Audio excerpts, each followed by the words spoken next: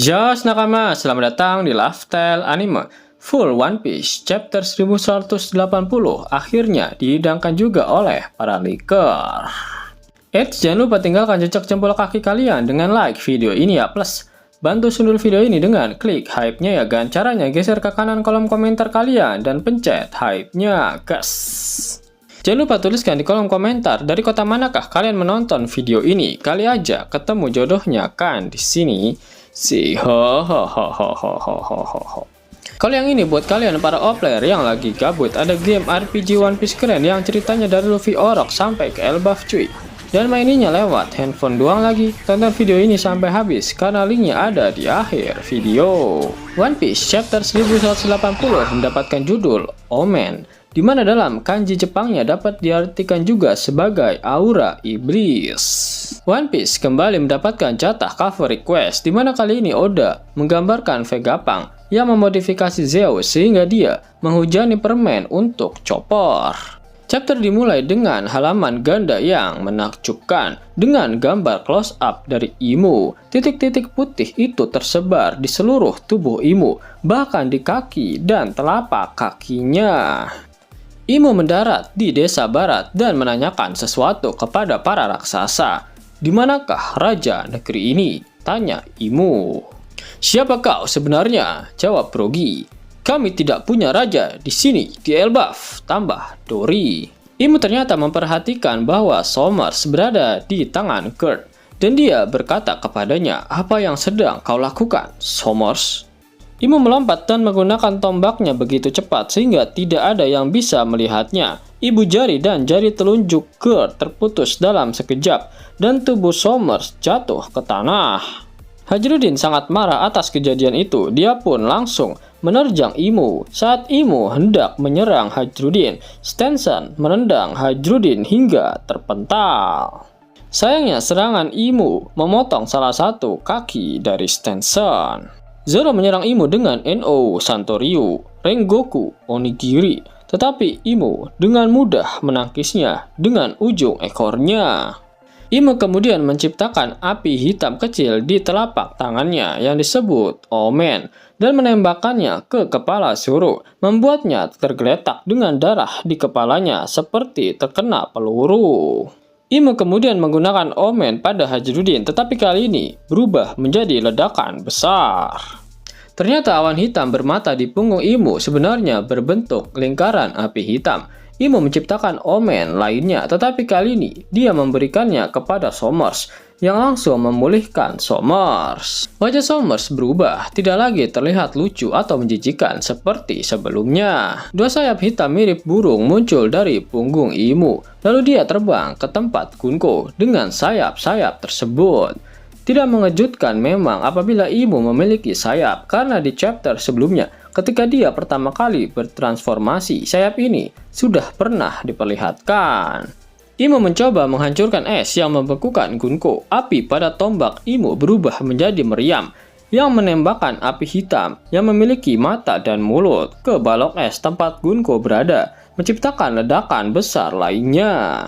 Kemudian Imu tiba di tempat di mana Killingham digantung dan memberinya api Omen yang juga memulihkan Killingham. Sanji menyerang Imu dengan tendangan, tetapi Imu memblokirnya dengan telapak kakinya. Imu memiliki ukuran tubuh yang hampir sama dengan Kaido, Big Mom ataupun Kuma.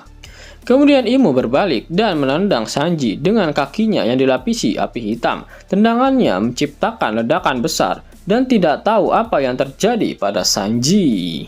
Yap, baik Zoro dan Sanji, keduanya sudah mencoba mendaratkan serangan dan sudah mengerahkan segalanya, tapi tidak mampu memberikan satupun goresan pada Imu. Kekuatan api hitam dari Imu ini benar-benar sangat mengerikan. Jika kalian sadari, api hitam adalah api paling panas dan merupakan api neraka. Kekuatan api hitam milik Imu ini sebenarnya sudah pernah diperlihatkan di Arc Egghead. Tepatnya ketika Imu menghabisi Saturn karena dia gagal menangkap Luffy.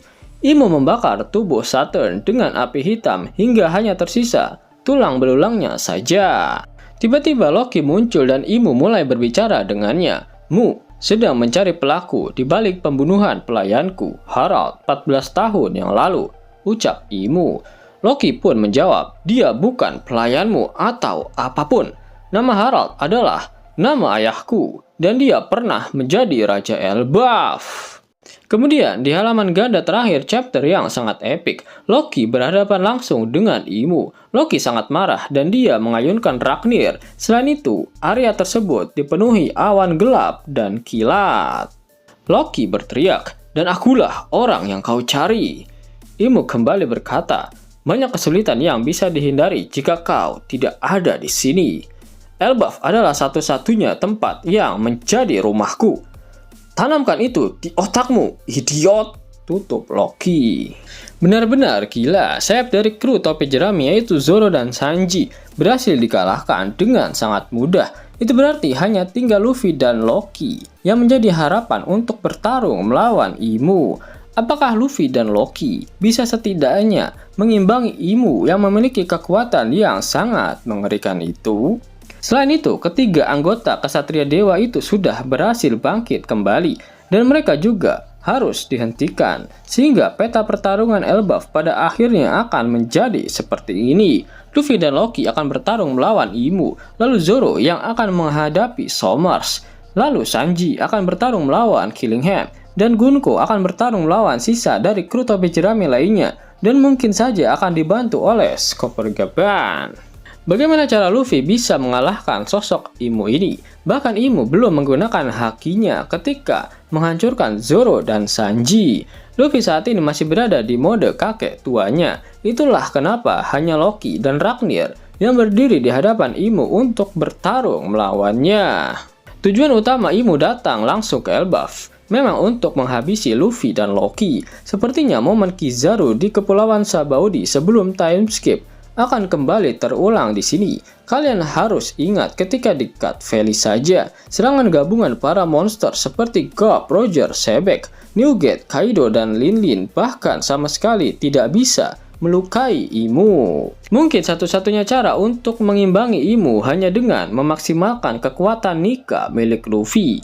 Oda pernah menjelaskan dalam sebuah wawancara jika kekuatan Luffy yang mampu menciptakan berbagai hal dari Hagoromonya itu barulah pintu masuk dari kekuatan penuh yang dimiliki oleh Nika. Yap, kekuatan imajinasi tanpa batas adalah counter utama untuk bisa mengalahkan Ymir. Jangan lupakan kekuatan haki yang sangat dahsyat juga menjadi salah satu cara untuk menandingi Ymir. Karena hal ini sudah terlihat sangat jelas saat di Arc Egghead, ketika ledakan Conqueror Haki milik Joy Boy yang tersimpan di dalam tubuh Emmet berhasil mengguncang Ymir. Rider menambahkan dan menerka jika Ymir memiliki tinggi sekitar 7-8 meter. Tentu saja semua ini dengan mempertimbangkan bagaimana Oda menangani perspektif. Selain itu, chapter minggu ini sangat visual dengan banyak aksi. Jadi kali ini saya sangat menyarankan kalian untuk menunggu gambarnya keluar sebelum membuat opini yang kuat. Karena spoiler teks saja tidak cukup untuk menggambarkan betapa kerennya chapter ini. Ngomong-ngomong, double page terakhir sangat mirip dengan yang ini. Dari momen perkenalan Kaido, Loki akan berada di posisi Kaido dan Ymir akan berada di celah antara Apo dan Kid. Pada akhir One Piece chapter 1180, Oda Sensei tak mengeluarkan kata-kata mutiaranya. Itu artinya minggu depan One Piece tidak libur. Sebelum Mimin masuk ke dalam pembahasannya, Lasker Anime yang berkolaborasi dengan Misfit Society kembali mengeluarkan kaos terbaru nih, yaitu desain Zoro dalam mode Asura loh. Keren banget pokoknya. Gak percaya? Silahkan dicek intro videonya.